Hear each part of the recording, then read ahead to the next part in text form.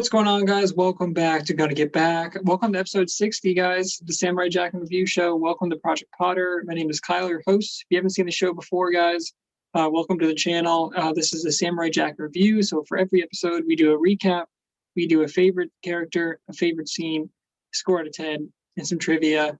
So here we go, guys, kicking off episode 60. And I can't believe that we are 60 deep, but here we go. This one begins in space here, where we see the spaceship. I didn't love the design on here. It was like really simplistic, and I don't know. It looked like an external storage device. Honestly, it looked kind of weird. But basically, the ship crashes with an asteroid, which causes it to kind of redirect and go crash landing into Earth there. So we'll get back to that in just a bit. Kind of sets up the episode. But right now we check in on Ashi and Jack, and they are looking for a coup, but they're kind of traveling through, and Jack's like, well, we do need to eat on our journey. So they stop with like these little exotic like animal, like live animal things that he eats, and actually it's funny because it turns his head into a fish. And he's like, oh, do you want to try one? And Ashi's like, no, it's okay. And she walks away, and then the guy's like, women, am I right? And he's like, does anybody understand them? And Jack is like, sure, dude. But obviously he doesn't know his face turned. Why Ashi doesn't just tell him that is weird, but it's just temporary because they go to like board this giant camel that will kind of take them across the desert, and then Jack's head just turns back into normal. They go into this like area. I don't even know. It's like this little thing on this giant camel's back. It's like a little like building basically. And there's all these guys, these like green panthers. They all have different letters on their shirt. And they like purposely like enclose Jack and Ashi in there, and they're like, oh, excuse me. And he's like, that's okay. And Ashi and Jack are like pushed into each other, and they're kind of like really awkward about it. So there's like a pole in the middle that they try and grab, and there's like 3 times where like their hands touch, and he's like, oh, I'm sorry. He's like, oh, it was so funny how our hands touched by accident, huh? And she's like, yeah, that was funny. And he's like, oh, is the temperature rising in here? And he's like, yes, it appears so. And there's like this hue on them. It's really, really cute because there's like, they're acting like middle school kids, basically, like who are anyone falling in love. It's like the first time you're just acting all goofy and dumb. And so there's like this light shining on them, but like, they obviously both are into it, but they're both super nervous and no one wants to make the first move. It's like a middle school dance, basically. But it's really cool because everyone has these different letters. And then we get this awesome shot where it says Die Samurai Jack, like kind of between the rows there. And Jack realizes this, and so they start fighting, and it's really cool because it's like zoomed in, and Jack and Ashi start fighting all these guys, and Ashi's kicking ass, and Jack is kind of remaining calm for the moment, but he doesn't use the sword here. He does use like his fist though, and it's funny because they both punch one dude in the face, and then their fists touch, and like they barely touch, and he's like, oh, I'm so sorry. He's like, I didn't mean to do it, and she's like, no, it's okay. And then like they kind of fight back to back, but then like some guys coming at Ashi, so Jack punches him, but then his like hand wraps around her waist, and she looks down, and they look at it, and they like kind of look at each other, but then they have to keep fighting. So there's like, it's a really cute, like they punch, they both punch like past each other, and then their faces are pretty much touching, so it looks like they were gonna kiss, and they're obviously like flirting, but also fighting, and but like naturally protecting each other.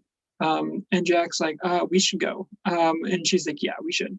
And so he takes out a sword and he like swipes it, and there's like it says whoa on their shirt. So that's a funny little thing there. But they jump out of the building, and then they go over to the giant camel, and they like jump off the top, and they use the rope, not the rope, the leash basically, to go like swing all the way down. And then those guys obviously are stuck on the camel. So that's kind of how they get away. So they start walking around, but they're like smiling at each other. That's this cute little thing. So they stop by like this lake there, and there's all the straw, and Jack collects it, and it's really colorful. But he actually, it's really cute because he makes one straw hat for him, and he makes one for Ashi too. And they both look at each other, and it's really cute. And then they keep going, and there's a sandstorm where both of their hats get blown away, and it's really dark, and it looks like they just need to find cover to the nearest place, and they stumble upon the spaceship that crashed earlier. It looks a lot like the Jawa's base or whatever. So I would not be surprised if that's a reference to Star Wars.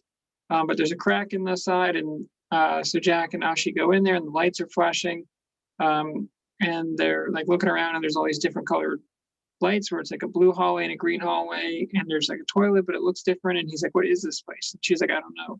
And then something bites Ashi, and it's this little creature, like the slug creature, and it's like this green venom starts spreading. And she's like, "Oh my God, it's spreading." And Jack is like, "Oh," and he immediately goes down there and sucks the venom out, and spits it out there without hesitation. So Jack is like, "This is my big move right here, dude." But seriously, he saves her life immediately, and she's like, "Wow!" And it's just another like the love for each other is very obvious at this point. But they're like, he's like, "We need to get going," and like they can tell it's not a safe place, so they're both determined. They're running through, and there's different hallways, but they go to like kind of leave, and now suddenly it's like a different area, and Jack is like, what is this illusion?" And she's like, "I don't know." But they hear a big roar in the background, and she's like, "Whatever it is," she's like, "This is better than whatever's chasing us." And so there's like a sequence where they're going like up and down all these different bridges there, and it looks like a city. It almost looks like the first city where Jack was up in when he gets to the future.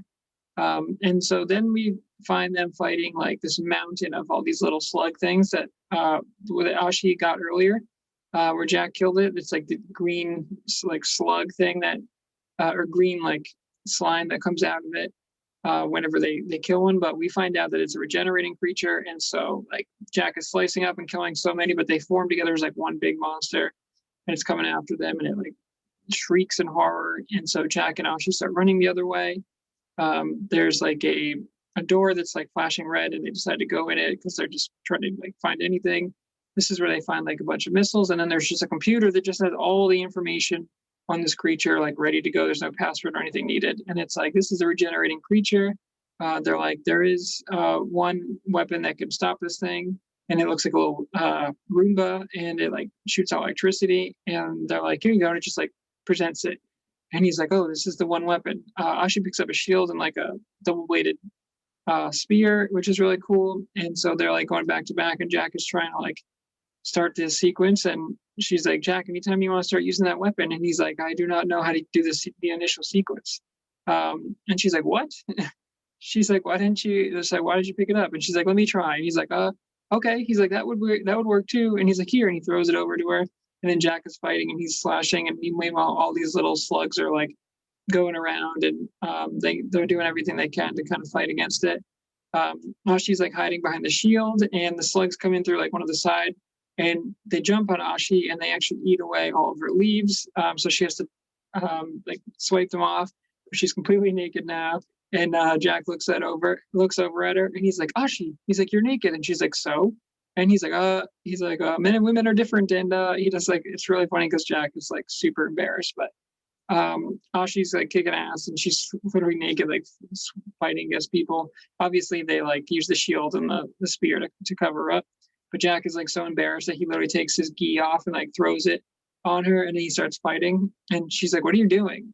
And he's like, "You need to cover up to protect against the monster." And she's like, "And your robe is going to help me?" And he's like, "First of all, it's a gi. Okay, so watch yourself."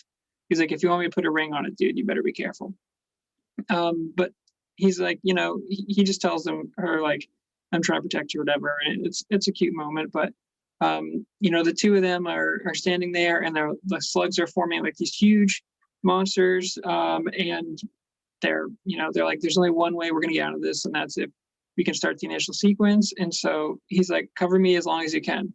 And Ashi, there's a really cool scene where she's spinning the shield and spinning the spear, and she's like fighting them back to back. And Jack is just literally pressing buttons. It looks like a Simon Says dude, and he's really just pressing all the buttons. But these things are coming at Ashi fast, and they're like in waves now, so they're spearing out or like shooting out in different directions. And she's like, "Jack, I can't hold out much longer." And Jack finally gets the sequence to go. But it's like knocked out of his hand, and it takes a second to start up. And then the slugs like go over to Ashi and Jack, and they're just about to like swallow them whole. And there's like a moment where it's almost like quicksand, where they're like, "Jack, Ashi," and they're like yelling at each other. And then the device turns on and electrocutes everything. And Jack and Ashi are covered in these slugs, but it must not hurt them because it shocks them, and they kind of scream out, but it ends up killing all these slugs. And then like the venom that we thought would be like seeping through them just kind of is like neutralized or whatever. So they're both covered and they look at each other and they're out of breath. And then they finally just kiss. And then it's really great at the end because the song "Everybody Loves Somebody" plays, and it like plays them out, and it's really, really sweet. And she's wearing his gi, and they're both covered in slime, but they're not out of danger anymore. And they were literally about to both die. And, they were kind of like yelling for each other. So that plays it out. And instead of the watch out for the Jack Eyes, we get the Jack Eyes, but "Everybody Loves Somebody" still playing, which I think is the second episode in the series to end differently. But yeah, that is how the episode ends. Okay, guys, magic sword for this week. I'm just going to give it to Jack and Ashi's relationship. It's adorable. I mean, let's be honest. It's like a middle school relationship at the dance where they're both too shy to make the first move, or, it's like the old arm around, stretch arm around move. But yeah, it's just really nice to see that like they've kind of gotten past the initial like animosity towards each other, and now it's just transforming into love. And so they like, now that they're not trying to kill each other, and that Ashi's kind of respected the way that Jack has shown her they call it the truth and cared for her and everything, and they've saved each other's lives now. It's really like there's a real love and a real bond there, and it's funny to see them like flirt with it for most of the episode, and then finally at the end when they're about to die and they're saved, at the very end they're just like they can't hold it any longer and they just kiss. So yeah, their relationship is so sweet, and it's so nice and unexpected, but definitely like it's a win for Jack, because you're like, poor Jack has been on this journey, man. He's been so hateful and angry, and their relationship gets my magic sword for this week. Okay, guys, the portal in time for this week, we're going back to the traditional style where I used to pick just one scene, the one shot where they're in that little like building or accessory on top of the camel, and it's Ashley and Jack, and then all the Panthers in them, and it says "Die Samurai Jack." Really awesome shot. It looks super cool. The fact that they all had the different letter shirts and got choreographed in there was just nice, and I thought it was really, really cool how it pans out there. So that is the shot of the week, or the portal in time for this week.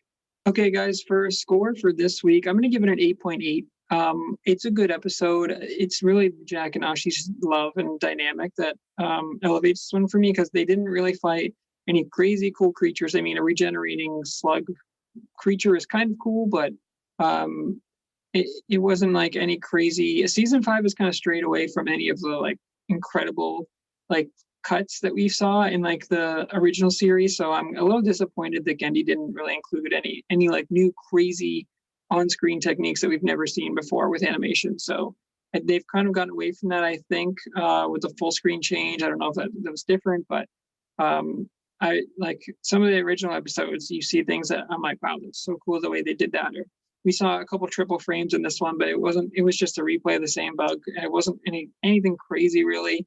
They haven't been doing the horizontal shots as much, which was a huge thing in the original set of seasons. So I know that he probably doesn't want to just repeat what he did last time, but I am kind of missing that old style a little bit. But yeah, it's their just dynamic that is so sweet and wholesome, and I really like seeing that growth there.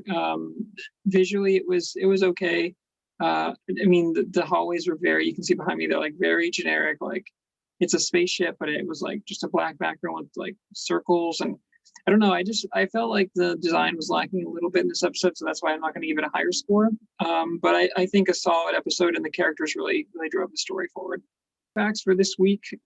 So if you guys haven't noticed, I haven't been putting them on the screen the last couple of episodes because there's been so many different like bullet points and trivia, and so it's just way too much to put on the screen. So same thing here, guys. There's a lot going on for Jack Facts. So I'm going to present the Jack Facts. I'm just not going to be editing them in text there on the video. So I do apologize, but hopefully you can bear with me, and we'll still read them out loud, and hopefully you can get those ears paying attention. So kicking that off here, guys, this is the second episode of season 5 to be rated TV PG. This is most likely due to the fact that there's no blood. All we see is like the green venom in here. There was a lot of blood last episode, so it's a very different change, and I kind of wish there was more blood, but also with this, it's like very much they're fighting an alien creature, so it felt a lot less harmful.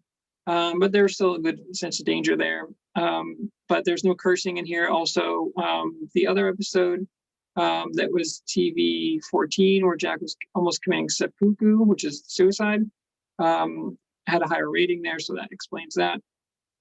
On the giant camel-like creature, there's an anthropomorphic camel riding it. We also have here the walrus merchant that Jack and Ashi encountered, resembles a Wally walrus from the Woody Woodpecker cartoons. Billy West also voiced Wally in the new Woody Woodpecker show. Jack and Ashi travel the desert at the beginning of the episode. This is similar to how Jack and Ikra traveled the desert. Jack, the warrior woman, which we remember was Aku, disguised as Ikra. Both episodes feature some sort of romantic subplot, but unlike the previous episode, which had a bad ending, they revealed Ikra to actually be Aku in disguise. This episode has a good ending, so again, Jack gets a win here. Good for him.